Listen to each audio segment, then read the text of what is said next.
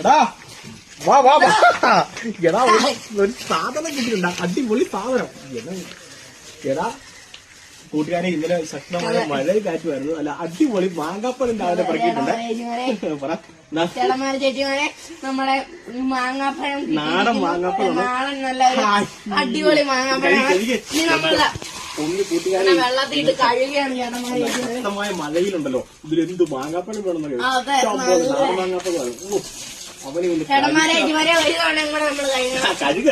എന്റെ പൊന്ന് കൂട്ടുകാരെ, ഇന്ന് മാങ്ങാപ്പഴം പറക്കാൻ ഒത്തിരി പേര് മാവുചോട്ടിലുണ്ടായിരുന്നു. അതിനിടയ്ക്കൂടെ പള്ളി കഴിഞ്ഞ് വന്നപ്പോ ഈ മാങ്ങാപ്പഴം അപ്പൊ പള്ളി കഴിഞ്ഞ് വന്നപ്പോൾ ഈ മാങ്ങാപ്പഴം കണ്ട അതിനിടയ്ക്കൂടെ പോയി പിറക്കിയത്. അതുകൊണ്ട് എന്റെ പൊന്ന് കൂട്ടുകാരെ, അടിപൊളി മാങ്ങാപ്പഴം.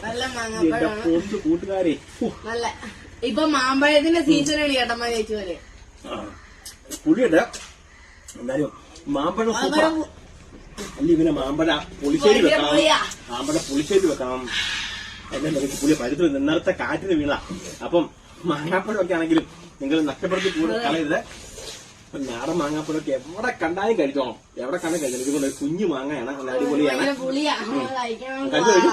അപ്പൊ എല്ലാവർക്കും